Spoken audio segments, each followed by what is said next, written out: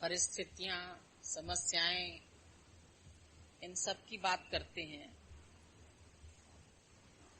परिस्थिति का तो अर्थ ही यही बनता है पर की स्थिति। हम पर की स्थिति से दुखी होते हैं,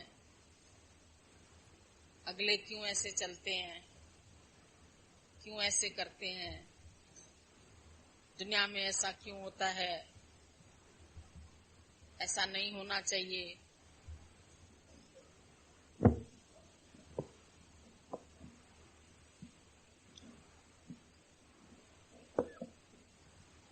लेकिन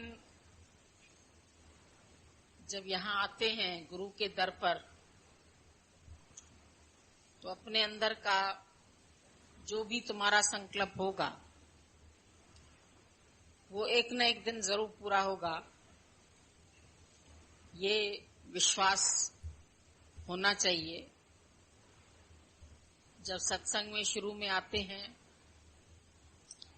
सभी के जीवन में कोई न कोई बाधाएं आती हैं, या कई लोग बाधाओं से ही आए हैं, कष्टों से ही आए हैं और अपने कष्ट निवृत्त करना चाहते हैं। पर यहाँ हम सबको गुरु एक ही बात बताता है कि ये दुख, ये कष्ट किसमें है। आज अपने आप को देह मानते हैं तो सभी कष्ट, सभी उलझने असर करती हैं।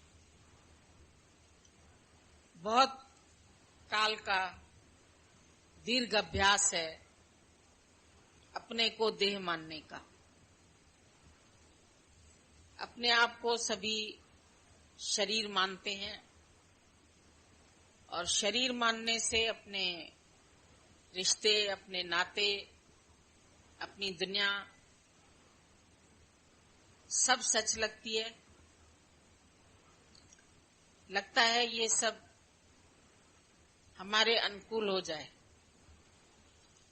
परिस्थितियां हमारे अनुकूल हो जाएं, हालतें जैसी हम चाहते हैं ऐसी हों। पर ऐसा नहीं होता, नहीं होता है, नहीं हो सकता है, क्योंकि जो ये शरीर मिला है सबको, ये कर्म अनुसार मिला है, प्रारब्ध अनुसार मिला है, कर्म अनुसार मिला है। और जो भी इस शरीर का हिसाब किताब है वो इसी जन्म में पूरा होना है। जहां भी हम बैठे हैं, कर्म प्राणियों के साथ बैठे हैं। कर्म प्राणी बोलते हैं जो कर्म के हिसाब से एक परिवार मिला हुआ है, ग्रस्त मिला हुआ है। उसमें सब अलग अलग विचार के लोग, सबके विचार एक से नहीं हो सकते, नहीं हुए हैं, नहीं हो सकते। उसके लिए जो भी हम कोशिश कर रहे हैं वो व्यर्थ है। ऐसा हो नहीं सकता है कि जैसा हम चाहें ऐसा हो जाए। पर जो हो जाए उसमें उस कर्म को चाह कर करें, प्यार से करें, प्यार से अपने हिसाब किताब पूरे करें। विक्षेपता लाएंगे, खिन्नता लाएंगे तो कुछ भी बदलने वाला नहीं है। बनी बनाई बन रही, अब कुछ बनना ना है। जो खेल बना हुआ है वो खेल होता ही है। स्वयं भगवान रामचंद्र, उनके ऊपर भी जो हालतें आनी थी वो आई, लेकिन उन्होंने उसमें से भी अपने मन को सुखों की ओर मोड़ लिया। जो बात कल तक थी कि इनको राज्य सिंहासन मिलेगा, और दूसरे ही पल में वनवास का हुक्म आ गया। सीता को वनवास नहीं मिला, लेकिन वो राम के प्रेम में सब कष्ट सहने को तैयार हो गई। जब तुम्हारा भी भगवान से प्रेम होगा तो तुमको भी वो कष्ट सुखदाई लगेंगे, दुखदाई नहीं लगेंगे। मुखे दुख भी सुख तो लगे, जडे मैर जो फेरे हथ। बोला मेरे को दुख भी सुख लग रहे हैं, जब भी परमात्मा के प्रेम का हमारे सर पर हाथ है। अभी अहिल्या को देखा आपने, कैसे गौतम ऋषि की पत्नी थी और उसका कोई वास्तव में कसूर भी नहीं था। इंद्र ने ही उसके साथ धोखा किया था। ऋषि का रूप धर के उसके पास गया, और जब ऋषि लौट के आया, उसने अपनी पत्नी को देखा तो श्राप निकल गया मुख से कि तुम शिला बन जाओ। इसी तरह से कई कष्ट सबके जीवन में होते हैं, पर भगवान के मिलने से वो शिला से नारी बन गई।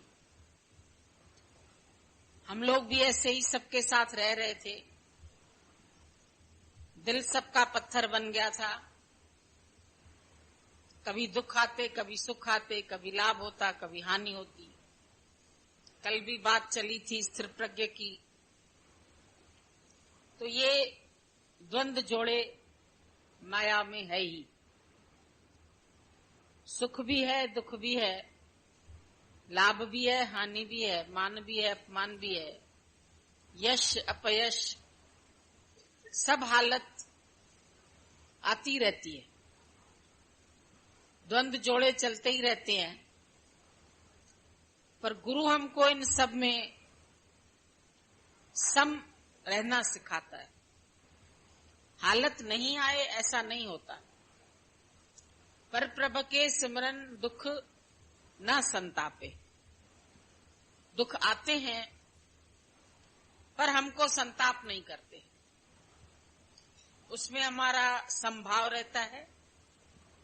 अंदर ही अंदर परमात्मा का कोई राज छिपा हुआ है, ऐसा समझते हैं, ईश्वर का प्रसाद समझते हैं। जो भी आ रहा है भगवान का प्रसाद है, उसको प्यार से ग्रहण करें और विश्वास रखें, एक न एक दिन सब बादल छट जाएंगे। सबके जीवन में ये हालतें आई हैं, आती रहती हैं, पर ये अंधेरे भी कब तक रहेंगे। सूर्योदय होने से सब अंधकार नष्ट हो जाता है। इसी तरह से जब ज्ञान का सूर्योदय होता है तो अज्ञान अंधेर विनाश, कोई और उपाय नहीं है सिवाय अपने आप को जानने के। इन दुखों से छूटने का कोई दूसरा नया उपाय नहीं है। चाहे साधन करो, चाहे भक्ति करो, चाहे पूजा करो, चाहे पाठ करो, चाहे माला फेरो, कुछ भी करो, पर इस दुखों से छुटकारा नहीं मिलेगा जब तक ये तुमको अपने स्वरूप का ज्ञान नहीं होगा कि मैं वो ब्रह्म स्वरूप हूं, मैं आत्मा हूं, मैं आनंद स्वरूप हूं, सत्य चित आनंद, ये तुम्हारा स्वरूप है। शरीर माना है जो जड़ है। शरीर चेतन नहीं है, शरीर जड़ है, दुखदाई है। अपने को जब देह मानोगे तो तुम भी जड़ है और दुख असर करेंगे ही। पर आज नहीं तो कल बिखरेंगे ये बादल। जब आ गए हैं सत्संग में तो ऐसा विश्वास रख के आगे बढ़ते चले। जब नदी में तैरना होता है तो दोनों हाथ से हम पानी को पीछे धकेलते हैं और हम आगे बढ़ जाते हैं। इसी तरह से जब इस राह पर बढ़ना है तो दोनों बाह से, दोनों हाथ से परिस्थितियों को पीछे कर दो। ध्यान नहीं दो, उसका चिंतन नहीं करो। ऐसा हो जाएगा। विकल्प बहुत आते हैं जीवन में, संकल्प विकल्प बहुत चलते रहते हैं। कहीं ऐसा न हो जाए, कहीं ये न हो जाए, कहीं दुख न आ जाए, कहीं धन न चला जाए, कहीं माया न चली जाए, कहीं बिजनेस में नुकसान न हो जाए। ऐसी बातें अंदर में बहुत संकल्प विकल्प चलते रहते हैं। पर होनी होए सो होए, अनहोनी होती नहीं, होनी होए सो होए। जो होनी है वो अवश्य ही होगी। राजा हरिश्चंद्र इतना बड़ा दानी था, लेकिन एक दिन शमशानी बन गया, मुर्दे जलाने का काम मिला। और जब अपना ही बेटा राहुल उसके सामने आया तो उसके पास पैसे नहीं थे जो उसको जला सके। उसकी पत्नी ने अपने शरीर की आधी साड़ी फाड़ करके उसको दे दी। कल वो राज्य की रानी थी और कभी ऐसा वक्त आ गया जो वो सबके घरों के जूठे बर्तन साफ करती थी, कपड़े धोती थी। बहुत से कष्ट देखे। हम लोग हिस्ट्री पढ़ते हैं किसी की भी, ये जानने के लिए कि हमसे भी ज्यादा दुख पहले कईयों के पास आ चुके हैं। अभी हमारे पास इतने दुख नहीं है जो हम मान के बैठे हैं हमारे पास दुख है, हमारे पास दुख है। हमारे पास इतने दुख नहीं है। दादाजी कहते थे, याद करो, सीता और मीरा जैसे कष्ट तो तुम्हारे ऊपर नहीं है। जो बात जैसे है उसको उसी ढंग से ले लो। उसको पता नहीं मन में दुख आता है। हमको गुरु प्यार से स्वीकार करना सिखाता है। हर बात को स्वीकार करो। जो आई है बात वो चली भी जाएगी। अभी दिन हुआ है तो रात भी हो जाएगी, रात हुई है तो सुबह भी आएगी। रात जितनी भी संगीन होगी सुबह उतनी ही रंगीन होगी। गम न कर गर है बादल घनेरा, किसके रोके रुका है सवेरा। सवेरा किसी के रोके से नहीं रुकता है। चाहे रात कितनी भी लंबी हो, काली रात हो, लेकिन एक दिन जरूर सुख का सूरज भी चमकता है। तो वेट एंड सी, धीरज नहीं खोना है। हर व्यक्ति परिस्थिति के समय धीरज खो देता है। हम कहते हैं ज्यादा में ज्यादा क्या होगा, ये पूछ लो अपने से। अधिक में अधिक क्या बात हो सकती है। जो बाल बच्चे मिले हैं ये भी कर्म के हिसाब से मिले।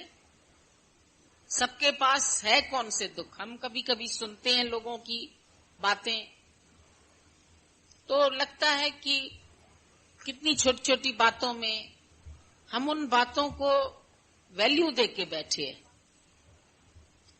और वैल्यू देने से ही वो बड़ी दिखाई देती है। अगर हम वैल्यू नहीं दें तो बात कोई बड़ी नहीं होती है। कोई आता है मेरे शरीर में रोग है, कोई आता है मेरे पास धन की कमी है, कोई बोलता है मेरे बेटे को नौकरी नहीं लगती है, कोई बोलता है मेरे बेटे ने मुसलमान लड़की को पसंद कर दिया है, मेरी बेटी का कहीं प्यार हो गया है, मेरे साथ ऐसी हालत है। तो तुम क्या कर सकते हो उसमें? हो गया है तो जाके एक दिन शादी करेगी। अपना बेटा अपनी बेटी मान के दुखी हुए। हमारी समझ से वो सिर्फ कर्म प्राणी है। ममता ने रुलाया है, ममता ने तंग किया है, धन के अभाव ने दुखी किया है। अब धन भी बिना प्रारब्ध के तो मिलेगा नहीं। तुम जाके कितनी भी कोशिश कर लो, सुबह से रात तक लोग दुकान खोल के बैठ जाते हैं। अब ग्राहक आएगा, अब ग्राहक आएगा, अब ग्राहक आएगा, नहीं आता है। सबकी प्रारब्ध है। परमात्मा तुमको पुरुषार्थ से अवश्य मिलेगा, पर माया जितनी प्रारब्ध में होगी उससे ज्यादा नहीं मिलती। हम देखते हैं एक स्टेशन पर 4 कूली काम कर रहे हैं और चारों की जो प्रारब्ध है वो अलग अलग है। अगर रात को उनकी कमाई पूछी जाए, कोई बोलेगा 100 रुपया, कोई बोलेगा 200, कोई बोलेगा 500, किसी की बिल्कुल नहीं हुई होगी कमाई। पुरुषार्थ तो सभी कर रहे हैं, लेकिन उसके बाद भी जितनी प्रारब्ध में है माया उतनी ही मिलती है। तो कम है तो कम से गुजारा करो। दादा ने बोला जिस दिन नहीं मिले उस दिन समझ लो आज मैंने एकादशी का व्रत रखा है, सत्यनारायण का व्रत रखा है, करवा चौथ का व्रत रखा है। वैसे मत रखो व्रत। जिस दिन नहीं मिले उस दिन बोलो भगवान आज हमने व्रत रखा है।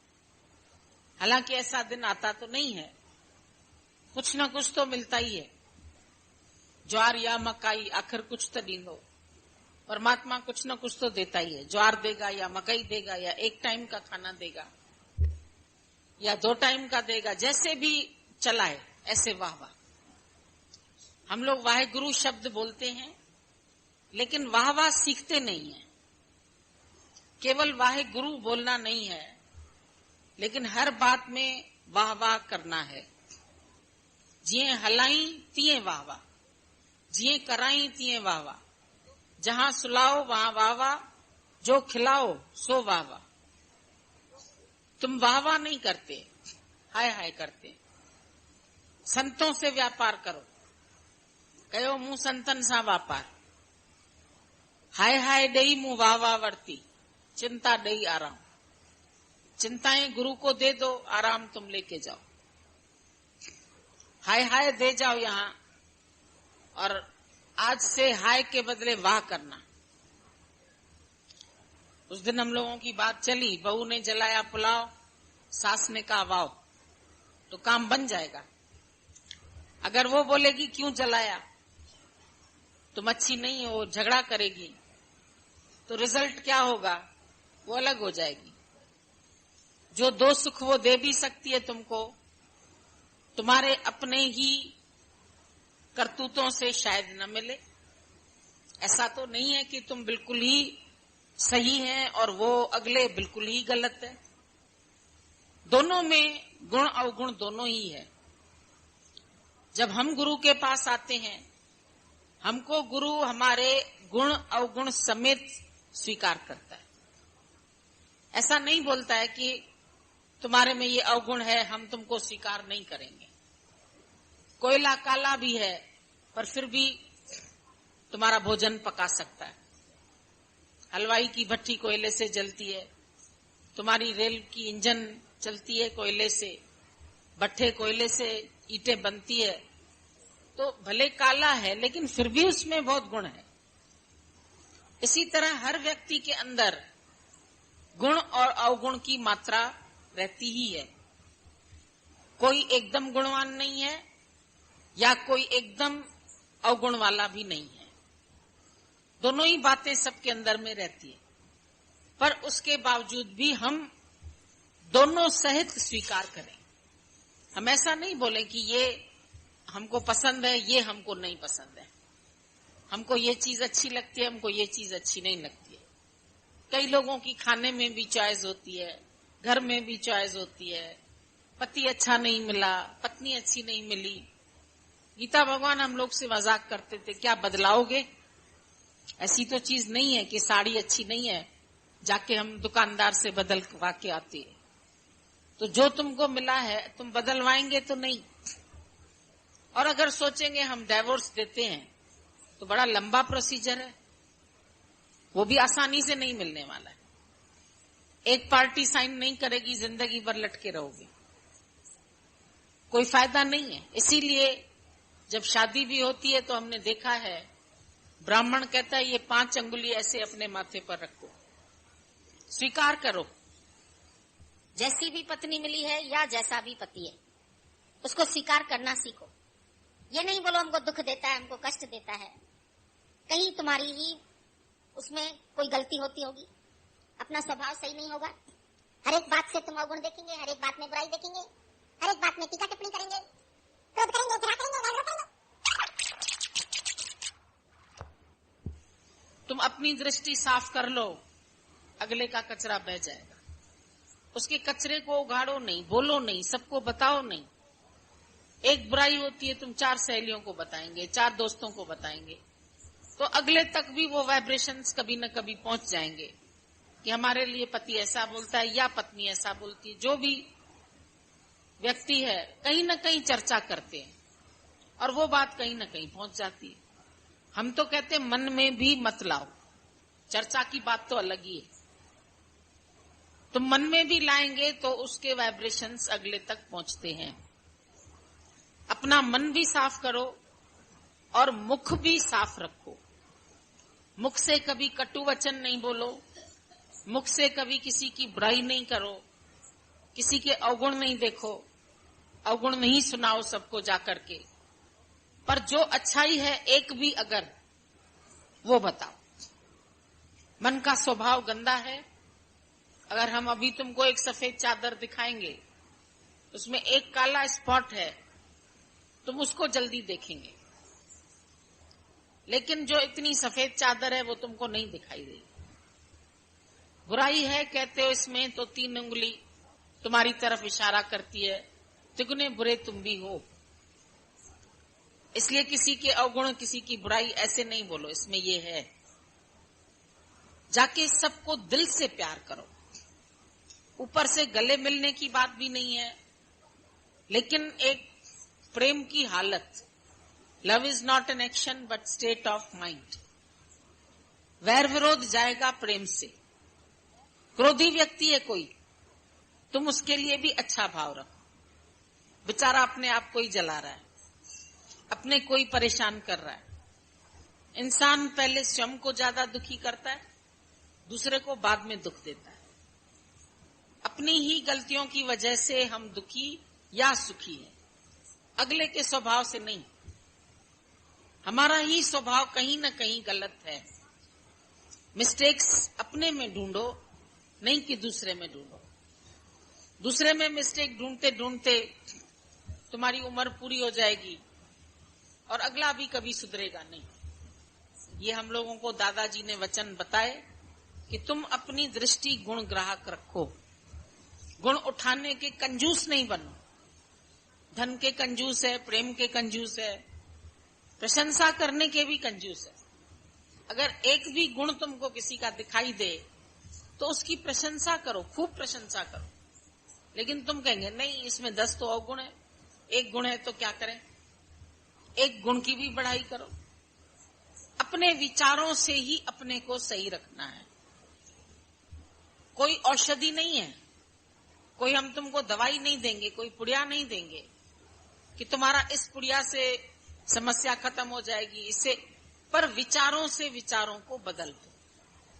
हर एक अगर दुखी है संसार में तो अपने विचारों की वजह से ही है। ख्यालन जी रांद सारी, ख्यालन कई ख्वारी, ख्यालन जो ख्याल गुम कर वो कम न कर। अपने ख्यालों को ही बदलो और कुछ नहीं करो। कोई साधना नहीं, कोई जप नहीं, कोई तप नहीं, कोई पूजा नहीं, कोई पाठ नहीं, पर विचार से विचारों को बदलो। गुरु नानक साहब ने बोला मन ही ते मन मानिया। मन माना विचार, ख्याल। ख्यालों से ही ख्यालों को बनाना पड़ता है। बुरे ख्याल आते हैं, तुम उसके आगे अच्छे ख्याल रखो, भगवान का भाव रखो। एक बार में नहीं बनता है, 10 बार में बनेगा, बनते बनते बनेगा। अपनी 11 असफलताएं याद नहीं करो, एक सफलता मिले तो उसमें खुश हो जाओ। हजारों बार गलतियां होती हैं। वैज्ञानिकों से इतने एक्सपेरिमेंट्स करते थे, एक ने 100 एक्सपेरिमेंट किए, उसका एक भी चला नहीं, सही नहीं निकला रिजल्ट। लोगों ने बोला पता नहीं कौन से चक्कर में पड़े हो, छोड़ दो, इसका कोई रिजल्ट नहीं निकल रहा है, 100 बार तुम इसको आजमा चुके हो। उसने बोला एक चांस और लिया, उसमें सफल हो गए। 100 बार की असफलता से हारो मत, जो एक बार सफलता मिल जाए उसको याद करो, उसमें आगे बढ़ जाओ। अपना ही मन हमको सुखी होने नहीं देता है, कोई न कोई दुख का कारण लेके आ जाएगा, कोई न कोई संदेश लेके आ जाएगा। लेकिन इसी मन को परिस्थितियां, समस्याएं, इन सब की बात करते हैं। परिस्थिति का तो अर्थ ही यही बनता है पर की स्थिति। हम पर की स्थिति से दुखी होते हैं, अगले क्यों ऐसे चलते हैं, क्यों ऐसे करते हैं, दुनिया में ऐसा क्यों होता है, ऐसा नहीं होना चाहिए।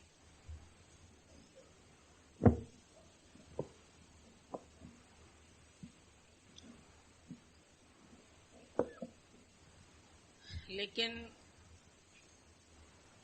जब यहाँ आते हैं गुरु के दर पर, तो अपने अंदर का जो भी तुम्हारा संकल्प होगा वो एक न एक दिन जरूर पूरा होगा, ये विश्वास होना चाहिए। जब सत्संग में शुरू में आते हैं, सभी के जीवन में